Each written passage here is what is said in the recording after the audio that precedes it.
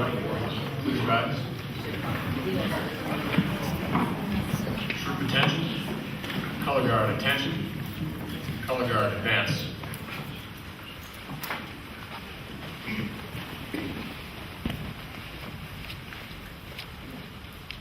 Color guard halt. Color guard prepare to post the colors.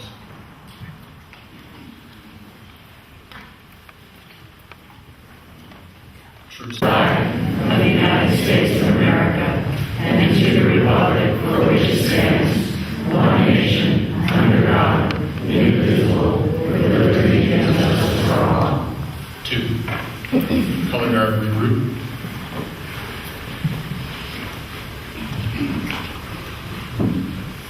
Color guard advance.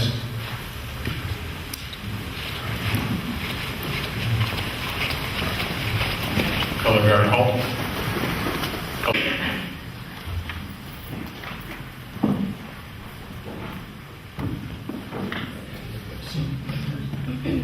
right, we begin with the oath. Signs up. On my honor, I will do my best to do my duty to God and my country, to obey the Scout law, to help other people at all times, to keep myself physically strong, mentally awake, and morally straight. Scout law. Scout is trustworthy, loyal, helpful, friendly, courteous, kind, obedient, cheerful, thrifty, brave, clean, and reverent. Thank you. Please be seated. So today is Scout Sunday. Welcome. We love having you here. Scout Sunday is celebrated all across the country on the first Sunday in February. So it's nationwide. Our music director, Clay, has played for many Scout Sundays, and he has Scout music badge, right, for each one? So how many do you have? I'm sorry? How many badges do you have? I don't remember. If he had an office, when he had an office, he has a plaque that has all these badges displayed. So he's the one actually that told us what full Scout Sunday can be like. So thank you, Clay, and thank you, Scouts. So we got to hear the Scout law. A Scout is trustworthy, loyal, helpful, friendly, courteous, kind, obedient, cheerful, thrifty, brave, clean, and reverent. Wouldn't you want to know people like that? And the Scout oath. On my honor, I will do my best to do my duty to God and my country and obey the Scout law, to help other people at all times, to keep myself physically healthy, mentally awake, and morally straight. The truth is, once you are a Scout, these are the high expectations with which you live. And if you're not trustworthy because you don't tell the truth, if you're not thrifty because you spend every last dime in your bank account, if you don't help other people when they need help, does this just reflect on you? Do you think? Just reflect on you? Yeah, I think in some sense it reflects on your organization, on your Scouts, on your fellow Scouts. And I know we have many, many Scouts, right, here in the congregation. We also, I believe, have some Girl Scouts. Just got to hold it up for the girls there. I think it does. I think that what we do reflects on the organization that we are a part of. I think once you've taken on the name of something that is bigger than yourself, you're also taking on an obligation to be the kind of person you say you are. Now, does that mean, for instance, that you're always going to follow the Scout oath and the Scout law perfectly? I don't think so. I don't think so. But it means that they have meaning in your life and that you don't take it lightly. So Jesus put up a very high bar, a very high standard for those who would be part of the Jesus movement. Don't take revenge. Forgive your enemies. Do good to those who bully you and persecute you. Love your neighbor, even the stranger and the alien. Love them as you love yourself. He was right in line, in the same line as the reading that we heard from Isaiah. These are very, very high standards. And now he says that there is this need, this basic fundamental need for people who will do these things, because they will be the healing cure that every group needs. Every group needs. They will be the preserving force for goodness and for keeping alive God's dream for humanity, the salt of the earth. And their actions are the light that makes it possible for the whole group to find its way forward in the dark. Now, does everyone have to be a scout? No. That there are some of you who adhere to this law and this oath, it's enough. It makes everyone else the better because of it. Does everyone have to follow the demanding way of Jesus? No. That there are some is enough. But it is essential that those who are called to follow actually follow, and not forget, and not give up, and not ever stray too far from Jesus, who is the light with a capital L, who is the light of the world. Now, it might seem that loving others, being kind, being honest, forgiving even our enemies, that while these things are hard to do, sometimes they also seem small and they seem insignificant in the face of the massive forces of good and ill that are swirling all around us.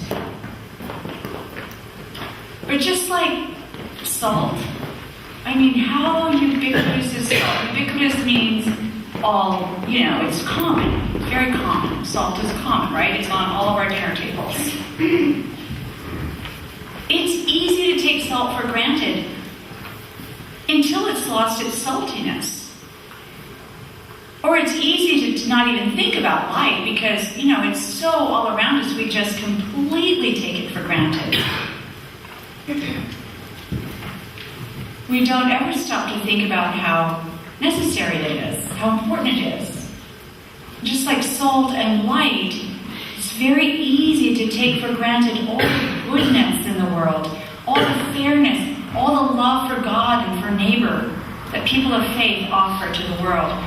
Just think about here in Salinas.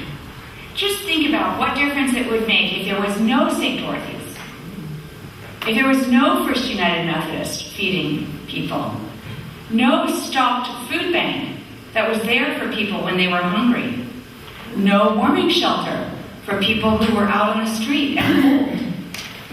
What if there were no teachers, no doctors, no business people who paid attention to fairness and justice, no quiet deeds that go unnoticed, but that make all the difference to someone's day?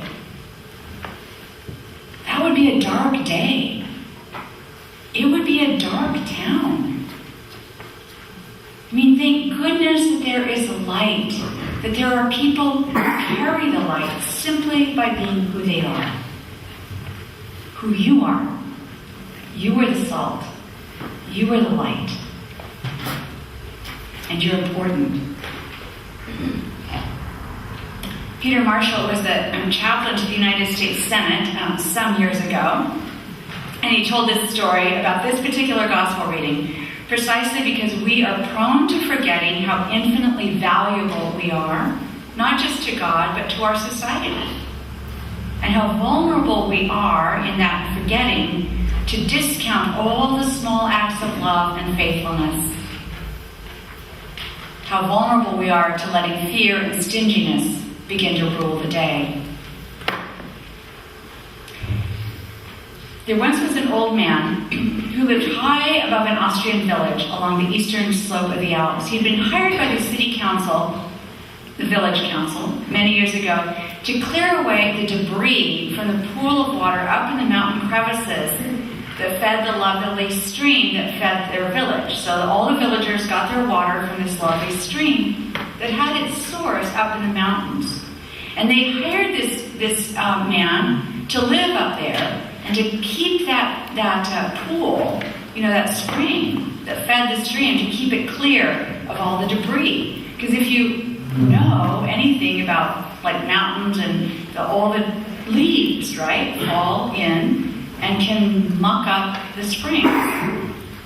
So that's what he did. And this village got so well known. There were tourists that came, visitors, crystal clear stream that flowed through their town, picnickers, ate on its banks.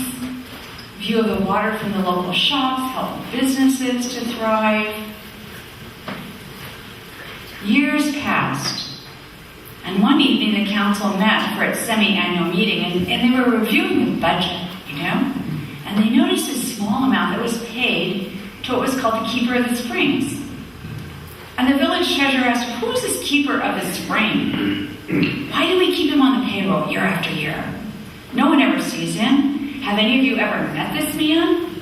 For all we know, he's simply taking our money and doing us no good whatsoever. In my opinion, this person is no longer necessary." And everyone agreed with the treasurer. It seemed to make sense. The council voted to dismiss the old man. Now, for weeks, nothing much happened. Nothing much changed. The village went about its business as usual. Business was good. Tourist visitors came. But by autumn, the trees began to shed their leaves, right? Small branches snapped off and fell into the pool. One afternoon, someone in the town noticed a small, kind of yellowish-brown tint in the water. A couple of days later, the water was much darker. Within another week or two, a kind of a slimy film started covering sections of the water along the banks. And then people began to notice that it didn't smell so great. The swans that swam in the creek left the village, as did, guess who? The tourists. The economy of the village was in serious peril. Likewise was the health of the village, as many were getting sick from drinking that water. So the village council met, emergency meeting, what are we going to do? After much discussion, they realized their error in judgment, and they hired back the old keeper of the springs. And within a few weeks, voila, the beautiful stream was back. The swans and the visitors, they gradually returned, as did the vitality and well-being of that little village in the Alps. That little keeper of the springs doing unnoticed work that made all the difference to these people downstream. That's what people of faith are in this world. Jesus calls us salt because we preserve what is good and what is true in this world. And like that old man in the mountains, we are called to serve, and to serve faithfully. Because it might seem like not much, we make much of a difference. But we do. We may not get a lot of recognition or appreciation for our efforts, but our efforts, small though they may be, have the power to change the world. That's what Jesus wants us to do. He put us here to serve. And in a very real sense, the well-being of the world depends upon that. We do make a difference. And my scouts, you make a difference. Amen.